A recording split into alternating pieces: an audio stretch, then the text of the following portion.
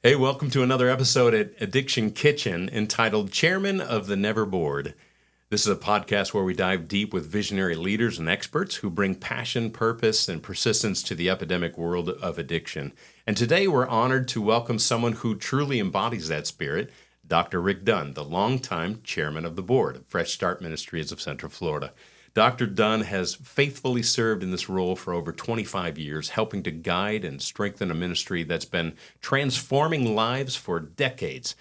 His journey with Fresh Start began not just as a leader, but as someone personally impacted. Years ago, a close family member was accepted into the program, and that experience reshaped his understanding of the addiction crisis and ignited a lifelong commitment to recovery ministry.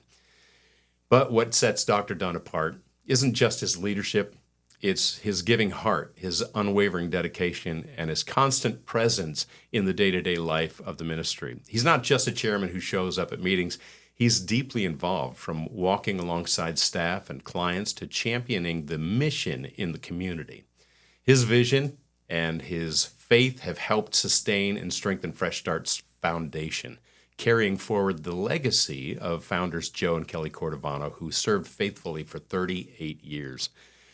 Get ready for an inspiring and heartfelt conversation about faith, leadership, legacy, and the power of second chances. Pull up a seat and let's chat, because the best conversations always happen around the kitchen table.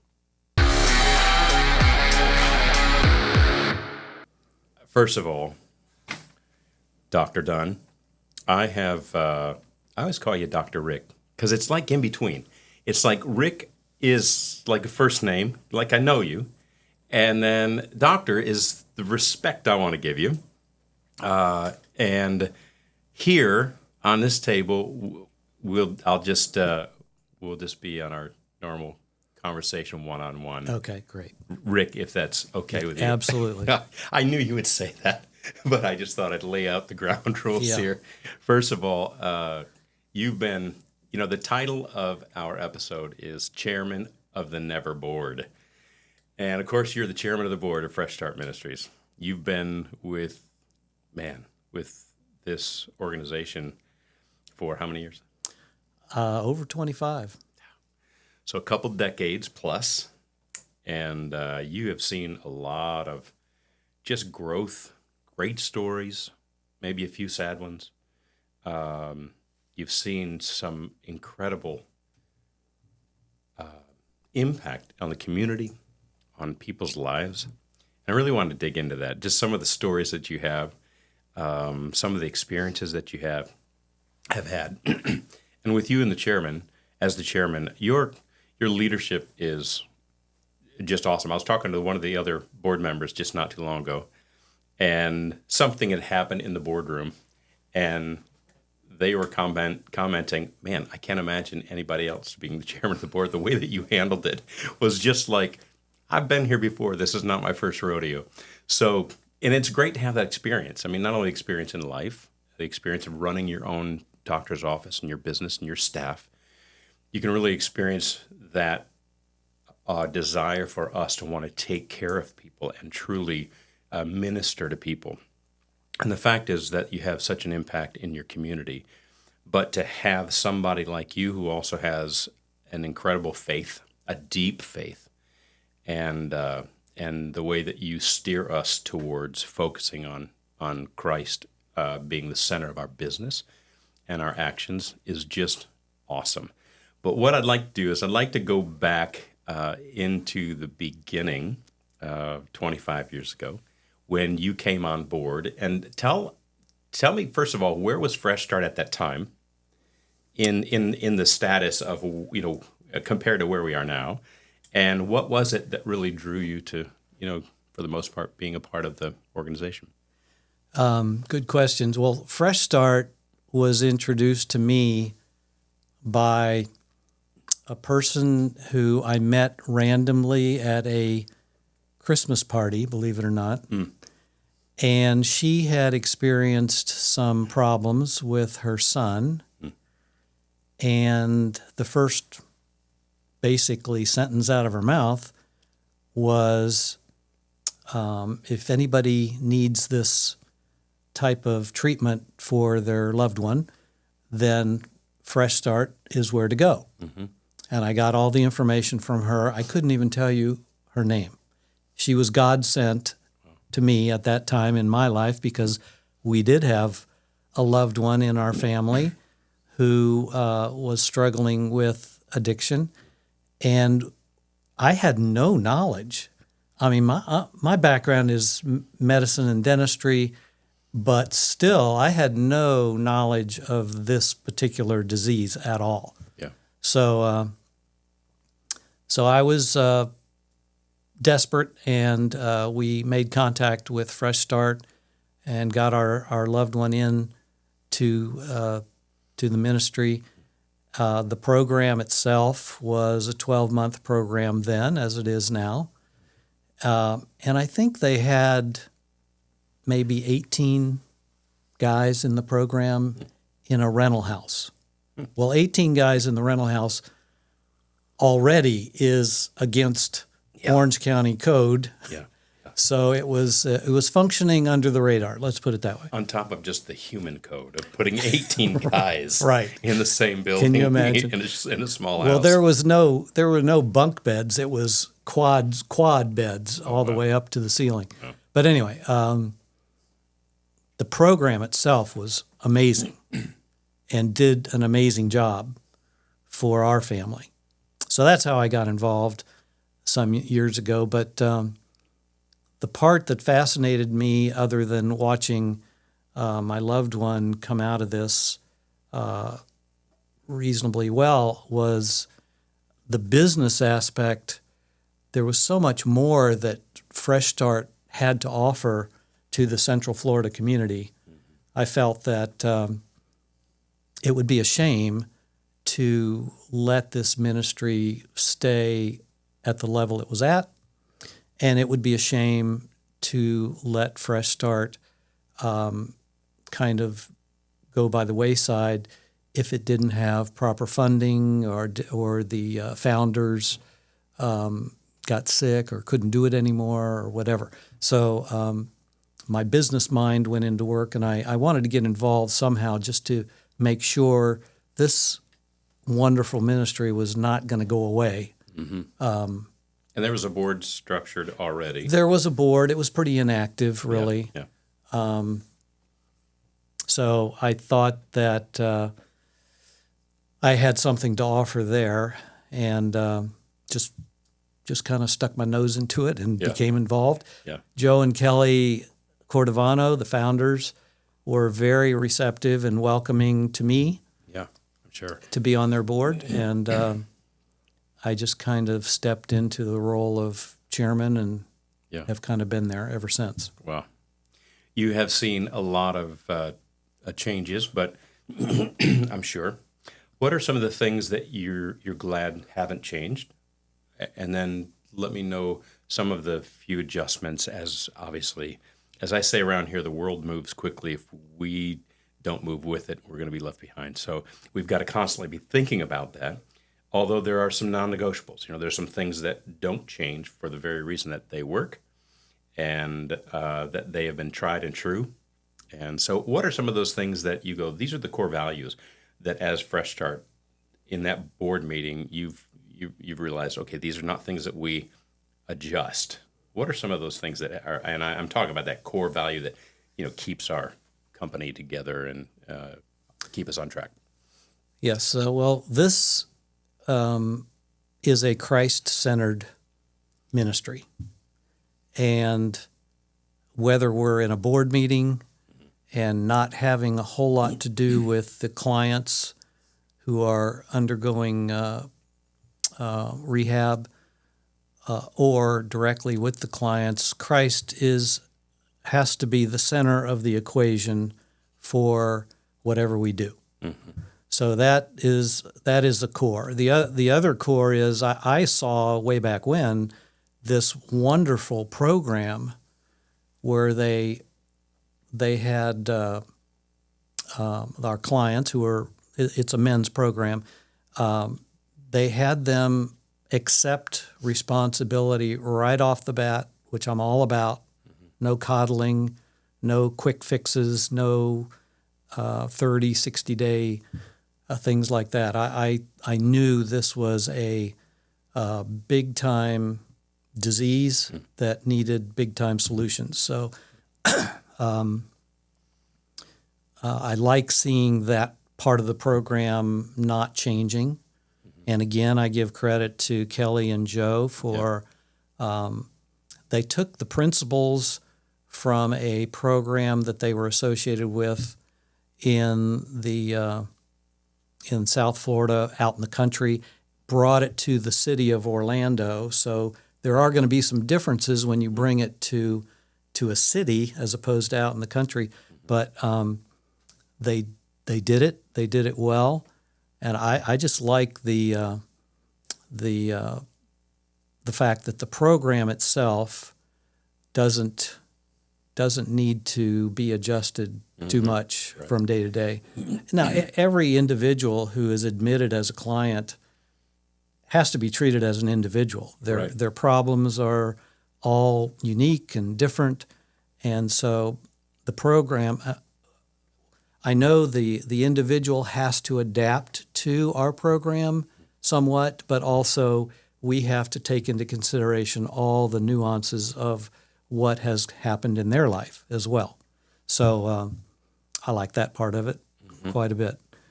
So with regards to the no changes, of course, keeping it Christ-centered, to having a longer-term program, those are things that, I think you're right on target with that. And I think those are things that obviously we're going to keep forever. But with regards to looking at some changes that you've seen since you came on board, I think one of the changes I'm talking about is certainly from 18 guys in one small house to where we are today. I mean, those kind of things. What are some of those adjustments and changes that you've gone, wow, God's really been a part of all of this and really helped us get to where we are today? I grew up in Central Florida, so I knew Central Florida, like most metropolitan areas in the United States. We have an addiction problem, and it's an epidemic, really, in our city. So I knew this was probably, after experiencing it firsthand, I knew that this should not stay small. It should be expanded, and we should reach out to as many clients and their families as we possibly can to help get through this. Addiction, the treatment of addiction, since it is a disease, it's never over. It takes daily treatment. Even after this program, the graduates have to do certain things on a daily basis to stay clean and sober. And I just learned so much, having no knowledge coming in. I learned so much about the whole disease part of the alcoholism and addiction by being part of this program. So I wanted to see it get bigger and affect more families than it was 25 years ago. What do you see one of the biggest milestones of Fresh Start, and how did that come about? I would say getting into our own building on our own property. We cannot ever be evicted. Before it was we were renting from a landlord who could have, I said, let me see the lease. There was no lease. He could have kicked us out to the street at the drop of a hat. So we cleaned some things up as far as that goes. We got into our own building that houses up to 70 guys now, and it's paid off. So we have no mortgage on the property. It was wonderful for me to be associated with it during that time, because God really was in control of all of that. To pay off a building like this on a piece of property like this, which is on a lake in downtown Orlando. And it's flat out beautiful. It is beautiful. What a great place for guys to meditate, rejuvenate, yes. to see that paid off in 24 months was unbelievable. Yeah. And so I'm just kind of an analytical guy. When I'm seeing these things happen, I go, wow, this is definitely a God thing. Yeah. And he opened that door, and it just happened. It was a miracle, really. So then my brain starts thinking about other ways to expand the program, because addiction isn't over when the guys finish their 12 months and they graduate. There's a whole realm of situations and problems after that, and if we can help them deal with those, then that's part of the mission, as I see it. Mm-hmm. So not only this building, then you go through groundbreaking, building, all the permits and everything that comes along with that, which I'm sure was really fun. All the decisions around that board, but then also, watching the small successes of the growth of that must have been extremely exciting and thrilling to see that come to fruition, right? It was. Again, it was out of my realm of reality. I just know that God was in charge of all that time period. What was really fun is when we had to get a permit for this piece of property to build a structure with this purpose on it, takes neighborhood meetings, and the county made us put out notices within a mile radius for anybody who lived within a mile to attend 3 meetings, and they could ask questions of us, ask questions of the county officials, whatever. Well, the big thing is, obviously, people would show up and say, I don't want addicts living right next door to me or even within a mile of me or anything. And the greatest line of all, I think, came from Joe Cordovano, and he said, ma'am, you have probably an addict living right on your block. We at least know where our guys are at all times, and they're clean. They have to be clean to live here. So we're trying our best to clean up the neighborhood and our area. And that pretty much put an end to it. There was no other objections. Yeah. It was great. So the building gets built, move in here. How many years later? And again, it's from that vision of understanding that addiction is not a 12-month problem. It is a lifelong connection that needs to happen to have a lifeline, with accountability and support. And so you had the vision to, on Christmas, around the Christmas season, as the story goes, you come to Joe and you say, hey, I need you to follow me. And you took him where, and what did you show him? I took him to a old, rundown trailer park that had, I believe, 20 trailers on it. And but the property itself was on this beautiful lake that we're currently on. And so we walked down the driveway of this trailer park, noticing the kind of people in those days who lived in the trailer park were probably not going to be good for our guys to see. Mm-hmm. And I think we both looked at each other and said, this is it. This is where God is intending us to be. Now let's figure out how to do this. Mm-hmm. So we had a trailer park full of drug users and drug dealers and people living under the radar. Somehow we had to figure out how to gradually edge them out and put our guys in. Mm-hmm. And it just worked out over the next year or so as a trailer became available. We put more and more guys over here. Right. We finally left the rental house totally. Right. And eventually took over all 20 trailers, and they were filled with our guys. So the house is there with 18 guys or whatever. You leave that because you find a location with trailer homes, and you move the guys in there. You have space now for growth to 20 plus guys. You're sitting on the property we are right now where that trailer park was. So we're in the trailer park, and that lasts for about how long before you start thinking we need to grow bigger? I would say 5 or 6 years. Yeah.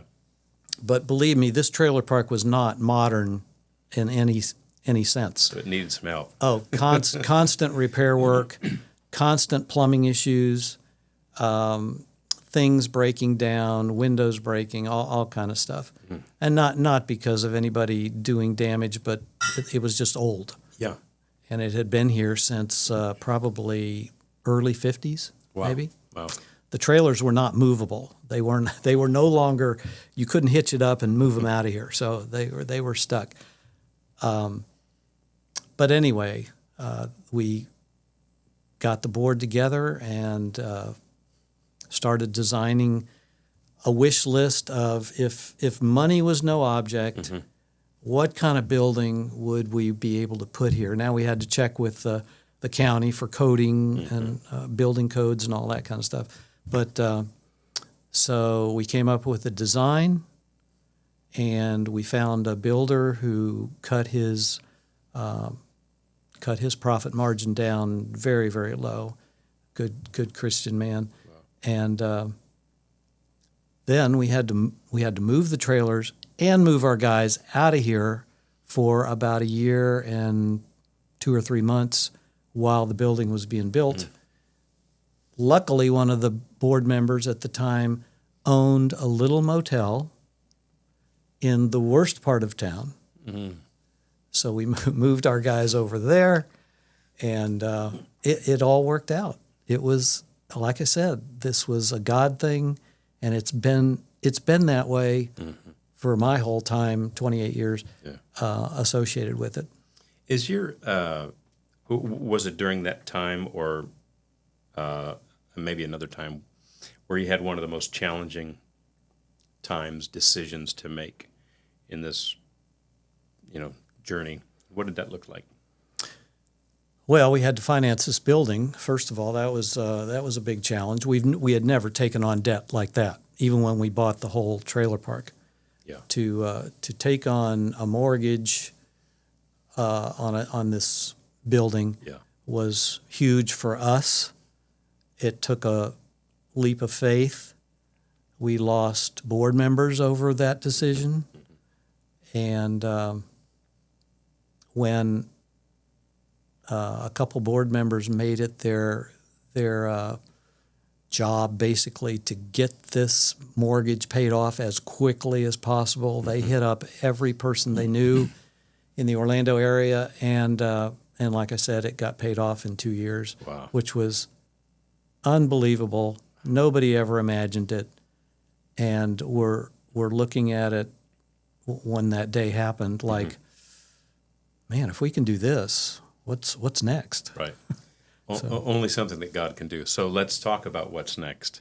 So now move into this beautiful building that we are in right now. And what were the next steps as you're looking for opportunity for the next challenge? Well, while we were paying off, we had probably already paid off this building, but shortly after that, we knew that the graduates of this program needed a place to go. Mm. Most of the time, they couldn't go back home to their old neighborhoods. That would have been right back into their bad environment. Yeah. Most of them had no credit to rent an apartment on their own. They all had jobs, but it was the credit part, and there were a lot of roadblocks in their way of finding good, safe, appropriate housing. So we did rent a couple of houses that we put guys in, and we could only put 6 guys into a house, 6 unrelated adults into a house in Orange County, according to code. Okay. So we abided by that. We rented a couple of homes. It seemed to work out. It was transitional housing basically, and then we got tired of the rental business, and we again had some big discussion about what to do next. A friend of mine and I, he's a real estate agent. We went and checked out some commercial apartment complexes in the area, found one on this same lake, about half a mile from here, and it was again another big undertaking financially if we were ever going to consider purchasing this thing. Yeah, right. It needed a lot of work, especially on the insides of the apartments, but again, big discussions within the board, some arguments, and God just made it happen. He told us to again step forward in faith, and getting a mortgage was easy at that point because we already had built up our credit on this building, Right. and so we purchased it, and that apartment building is where we put our. We don't put them; they elect to go there after graduation. It's totally voluntary.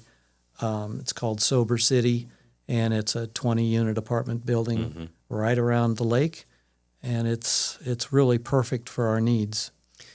You know, it is so cool to see these guys graduate, go through some huge successes while they're here, and then for them to just automatically know what their next steps are, that I'm not going to be cutting the strings completely, that they can be here for 12 months, and then they can go into Sober City, the apartment complex, still around brothers that they've gone through the program with, have accountability with the counseling and with having still some, restrictions on their sober life, but also still have the freedom. And what I love about that is just the opportunity to kind of wean them off of, total reliability on us and start to really take responsibility for their own life, but gradually. They can be in a 6-month lease or a 12-month lease based on our availability. And so we're in their lives for 2 years. And we want to be in their lives, on a regular basis. We want this to be a lifelong program. But it's so cool to see how their confidence within themselves to be able to step out into those next steps. And we also can help pray for them, nurture them, help them stay accountable. I think some of these guys wouldn't have been able to succeed the way that they are if they had not had that ability to go into Sober City. And I really would hope that we would think in terms, as we do, but think, what's the next step still? Because you said the word faith factor. And I know that we have to step out into faith at times where we're taking the next step off the ledge where there's no ground under us, and all we can do is just reach up and hold his hand. And, that kind of faith, I think that's a lot of times where God wants us. Just like, look, you got to rely on me. You're relying on yourself too much. What do you see as we impact the community? I don't mean to put you on the spot here, but what are some of the things that you'd say, okay, here's some new ideas that we could accomplish to take even our next step and to put ourselves in that position again?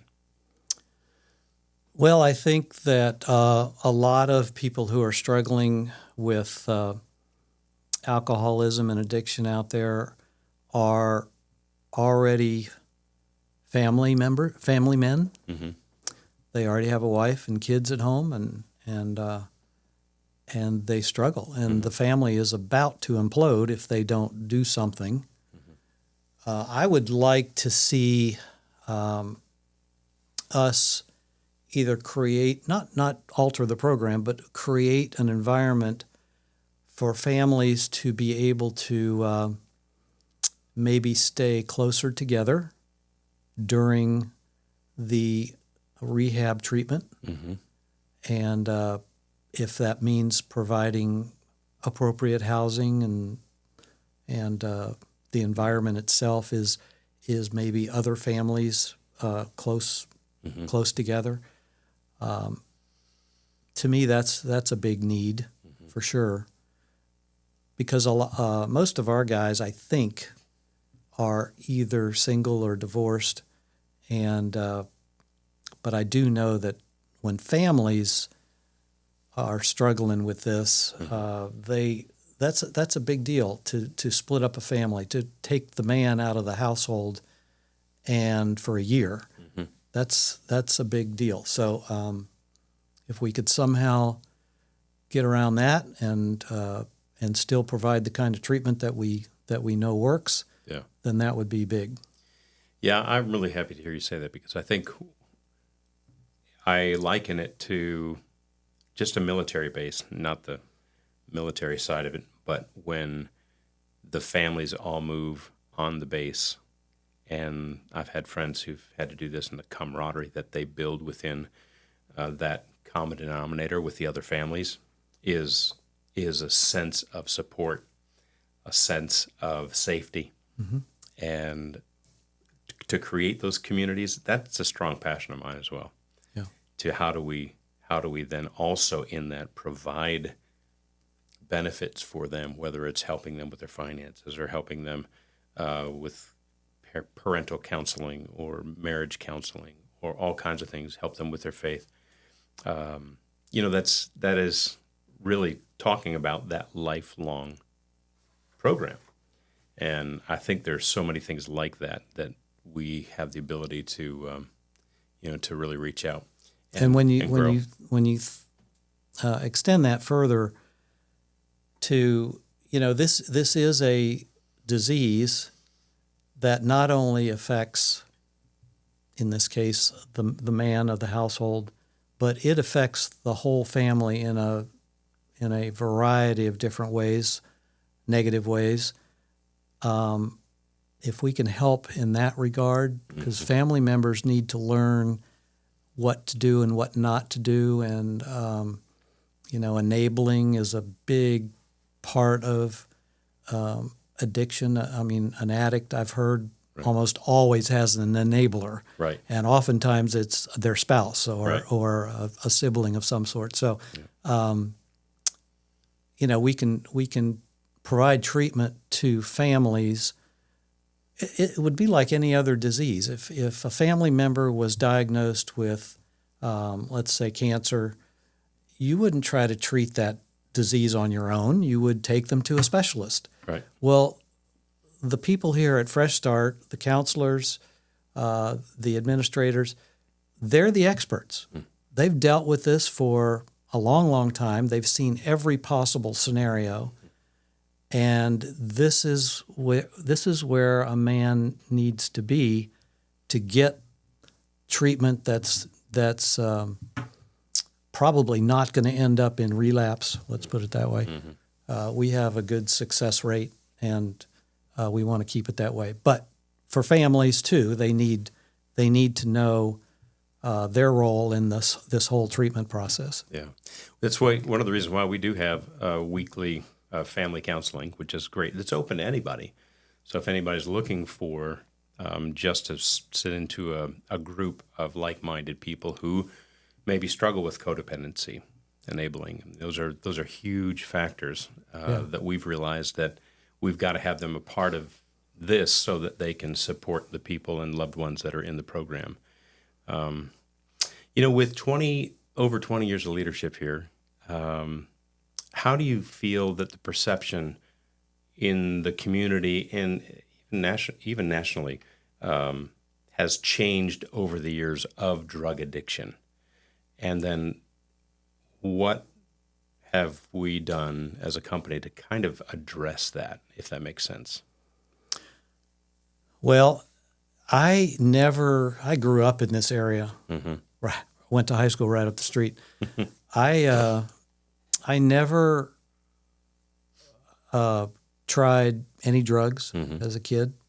Never tried any drugs as an adult either, for that matter. I'm not a drinker. So it's hard for me to relate to what's going on out there. But I've read some statistics, and I heard that 90% of all seniors graduating from high school, any high school, private, public, doesn't matter, have at least tried illegal drugs. 90% in the USA. So we know that a certain percentage of them have the gene. It's part of their genetics and part of their family history. A certain percentage are not going to just dabble. They're not going to just experiment. It's going to take them over. And so it's a problem that's just not going to go away. Mm-hmm.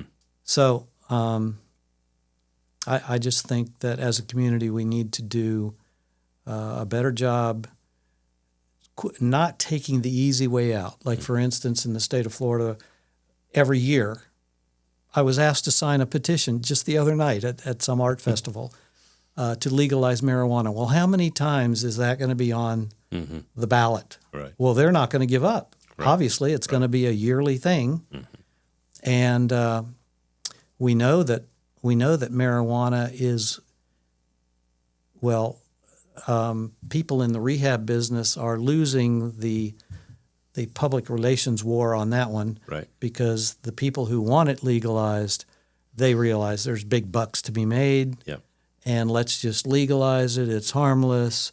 It doesn't lead to anything worse than just a little smoking at night. Of course, we know that is not true. So there's a lot of things that we have to fight against out there, and I think it's up to us to do that. Yeah, I think it's well said. So really, we have a different kind of guy that's coming through our doors today than we did 20 years ago. Would you agree with that? Oh, yes, definitely. And their mindset is just a lot different. What I'm noticing, too, is, these days we're in such a microwave society, It's the person that's in this generation that just wants it now, and it's a quick fix, and, everything needs to happen without the work. I've hired people in my life, and I've had, my brothers are in executive positions to where they hire people. And anymore, they typically don't hire the person, this is their choice, but they don't hire the person that's just right out of college because he expects to be, or she expects to be CEO in 6 months. They're sitting there working on their resume while they're at their desk for their next job. They show up late. They leave early. They don't bring a tool belt. And my brothers are saying, no way, man. I'm hiring that person who is maybe on their fourth quarter, and they want to leave a legacy. And they show up early. They leave late. Not that that's the prerequisite, but that's just their work ethic. And they're there to help other people, and they bring a full tool belt. And those are the ones who, I think maybe it's a generational thing too, that we weren't on video screens. We were out climbing trees, but we were always active. You wanted your car fixed and you want to use it for the weekend, you got to fix it yourself. Of course, I didn't need a computer to do that back then, but we knocked it out. My dad would say, I'd say, Dad, can I borrow the car? And he'd say, yeah, go, you got to wash it first. I'm like, I just saw you washing it yesterday. What are you talking about? It's spotless. Do you want to use it? Yeah, I do want to use it. Then go wash it. Well, then I realized I had some vested interest into it because I put work into it. And so when my buddies would, get in the car for us to go, driving around, I'd say, hey, clean off your shoes, pal. I could put some blood, sweat, and tears into it. Yes, exactly. That's what we've got to get these guys that are coming in today to be thinking about. This is not an easy, quick fix, hang out here for 12 months. And it's a beautiful thing when we see guys morph and change into, I'm no longer doing this for everybody else. I'm doing this for me. And when we see that, I believe, is all structured to their faith in Christ. their relationship with God. Yeah, there's no doubt. And it's so beautiful to see and watch. What did we do? You were here during COVID. Was that a rough patch? Well, of course, we held our breath, and not knowing what kind of information we were getting on the news and by our government officials, Yeah. whether it was accurate, whether it was just for show or what. But again, God was at work. And I mean, personally, I caught COVID twice in that period, and it didn't take me down or anything like that. But it was, a few days of not wanting to go anywhere. Yeah, yeah. But I would check in with the staff here and ask, are we having any problems with medical issues or anything like that? Mm-hmm. God just blessed these guys and got them all through it. It was amazing. I'm sure they weren't keeping 6 feet distance between each other. Right. I'm sure they were not wearing masks 24 hours a day. But amazingly, nobody got ill, seriously ill, from the 2.5 years of COVID. It was another miracle, really. We constantly fog this building with, it's regular, just disinfectant, so that we have a clean, sterile environment. And I've noticed that, if there may be a bug that just, no matter what you do, but overall, I've been impressed since, in the time that I've been here, is just, how, for the most part, we're, people have cold here and there, but, that how healthy we keep with 50 to 60, 70 guys in one building. It's amazing. It is amazing. And I don't think everybody is, so wash your hands conscientious or cover your mouth when you cough either. So, and these guys are going out into the real world, working at different places for their jobs, bringing all that back in with them, and still we have a process in place to keep everybody healthy, which is amazing. It's amazing. By the way, I was going to say the way my brain works is I wanted to find out the actual disease of addiction, which is somebody told me it's primary, it's chronic, and it can be terminal. So what that means is primary means no matter what else is going on in a person's health history or in a person's life, if you don't treat the addiction first, that makes it primary. Nothing else matters. Chronic means that it's a lifelong treatment that is required so that a person can live a long, healthy life. And terminal, if you don't do those things, the addiction will get you.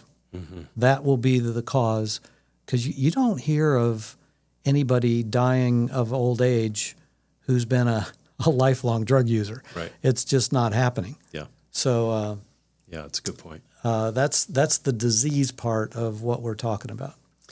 It's interesting when we go through our first phase, just talking about how the drug has affected their lives, and a little bit more in depth of just kind of what the brain looks like, and it is fascinating to understand what it has done, and it's amazing. I've seen pictures. We've talked about it before, but pictures of the brain in these dark spots, throughout that are just not functioning right because of what's been done and the damage there. That it's just not completely, functioning properly, and of course making irrational decisions. For those listening that maybe are struggling with drugs or their family members are, what words of hope or advice would you have for somebody who is deciding on their next move? They say, one, I know I have a problem, but what do I do? Or I have a family member that's struggling. I don't know how to behave anymore. I don't know, maybe I need to give them tough love, or do I continue my codependency to always bail them out? Is that the right thing? Because I don't want them to think I don't love them. Where do you stand with that? Well, I'm reflecting back on my days over 28 years ago when we had a close family member dealing with that, and we as a family did not know anything about dealing with it, and we didn't know what our role should be. Yeah. So I've learned a lot. Again, come to the experts down here at Fresh Start, and they can guide you and teach you what you should do, or what the proper way of being a good family member is if there's addiction in the family. Mm-hmm. It goes against our loving instinct sometimes to turn out an addict and say, no, you've got to find someplace else to sleep tonight. Yeah. I still have kids to raise here in this house. Or no, I'm not going to give you my car tonight because you lost your car a long time ago when you wrecked it. Right. Or no, I'm not going to give you $50. Mm-hmm. Just things like that. It's just. It didn't come natural for me. Let's put it that way. Yeah, I'm a recovering codependent. In case you didn't get that, but it took me a while to learn those things. And then also, I mean, the most important thing a family member can do is don't ever take God out of the equation.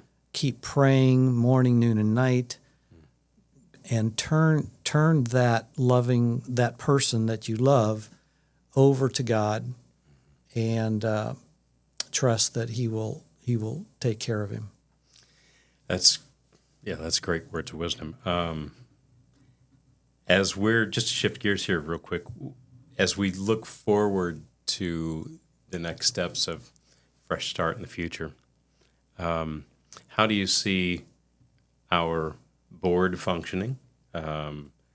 Do we? It seems like we're really healthy from the board standpoint, and I think that's all stems from great leadership. I'm not just saying that sucking up because you're here and you're my boss, but I also have seen a lot of boards and dysfunctional boards, and it's great to see the passion around that circle of people and their passion for this ministry and wanting to do what's right. How do you see that? Will that grow? Depends on what God brings to us. Do we bring more people in, or do we continue to function the way that we're functioning because it's working? Are you feeling good about that? I think this is a strong board. We have 9 members as of now, and we're always looking for good people. The board's primary function basically is to make sure that the ministry follows our mission statement and is operating in a fiscally sound way. Those are our 2 primary functions. So if anybody has a heart for serving this population in our community, we would love to talk to you about being a member of our board. So we're always looking for great board members. Yeah. Whether you can give us 2 years or 20 years, it's always welcome. Yeah. Believe me. And what I've learned too is that no one individual knows everything. So if somebody knows, like one of our board members is a commercial real estate agent who helped us tremendously with the apartment complex. Yeah. If somebody has some expertise in one area, believe me, we can always put it to use. Yeah. So. Yep. I agree. All right. This is our time in the addiction kitchen where we kind of, as they say in the European countries, instead of we say to go, it's a takeaway. So you're going to go into a fast food restaurant and have takeaway, then that means you're taking it with you. what's the takeaway box here? If you wrap all this up in our conversation with your experience of 25 years in this, there's so much credibility to that. And there's so much proof in what you have been a part of to show just great knowledge and wisdom. This could have easily, this is on your shoulders. There was no question about it. You've had a lot of weight on your shoulders. And to lead this company into the future through transition, through times that have been changing, through economics, there have been a lot of adjustments. And but through it all, God has truly blessed you in a big way for your leadership and for your calmness through some of the storms and things like any business would have. Not that there's been any major catastrophes, which has been great, but I think that's because of great leadership. What's the takeaway in sharing your experience and our conversation here with somebody that's really wondering, okay, do I call Fresh Start, or do I even know I have a drug issue? What are some of those words of wisdom that we can pack in a box and send away?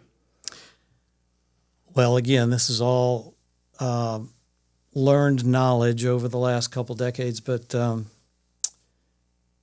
I would say the easy way to fight an addiction or to handle a loved one with an addiction is not the best way, and it's probably not going to work.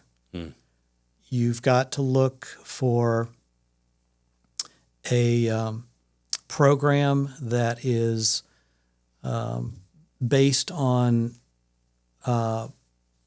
strength, long-term strength. It is a tough disease to conquer, but it's done every day here. Yeah. And so the easy way is not the best way. That's for sure. We don't have an easy program, but it is every day that a man spends here, basically, he's closer and closer to living a good, healthy, strong spiritual life.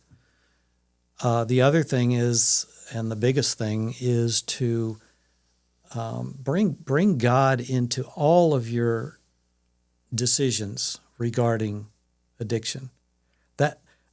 That has brought me closer to God, and I have a deeper faith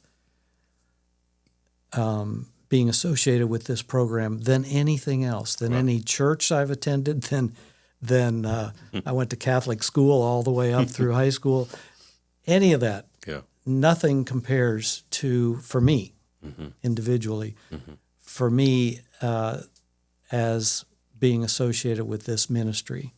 This is like my conversation with God, just watching how He works through people, how He works through broken people, and it's just been an eye-opener for me throughout my whole life, really.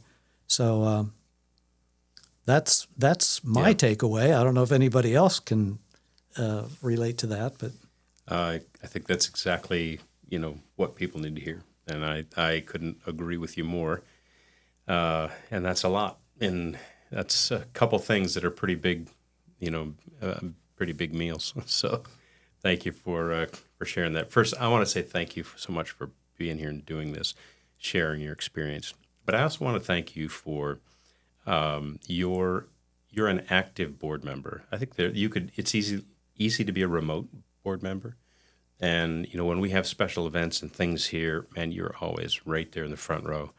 And that goes so far with all of our team, and just to have that support. You're the kind of guy that every time I get done talking with, I just always feel better. I feel better about myself.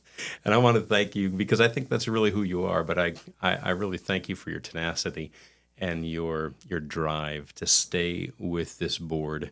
I hope you're here another 30 years, 40 years. And looking at you and the shape you're in, I think you'll probably beat us, make it longer than anybody. But I just want to thank you so much for your dedication and commitment to this organization. You're a truly a icon, and I say icon, a cornerstone for this company and how we've been able to succeed in the future, or now and in the future, and I know we will continue to because of your leadership. So thank you. Well, I appreciate that, and I do want to thank Joe and Kelly for even entertaining the notion of me stepping on the board that many years ago. Yep. And also I want to thank you for this transition that we're going through with you being our new CEO. It's been pretty flawless, and I think it speaks highly for this ministry. God's got his hand all over this, and is going to take it to new levels. So. Yeah, I agree. I also thank Joe and Kelly for, entrusting me into handing the torch. It's been humbling and just an incredible experience so far. So I'm looking forward to a great future. Great. Thanks so much, man. Appreciate you being here.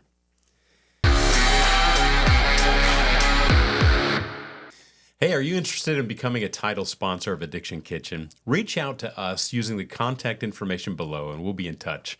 Plus, if you'd like to join us in helping others, consider donating just $20 a month at freshstartministries.com/donate. Every bit makes a difference. And if you found value in this episode, please subscribe, like, and share it on YouTube or Facebook. And don't forget to click the notification bell so that you know when our next episode drops. We'd also like to hear from you, so drop your questions or comments below, and we'll do our best to address them in the future episodes.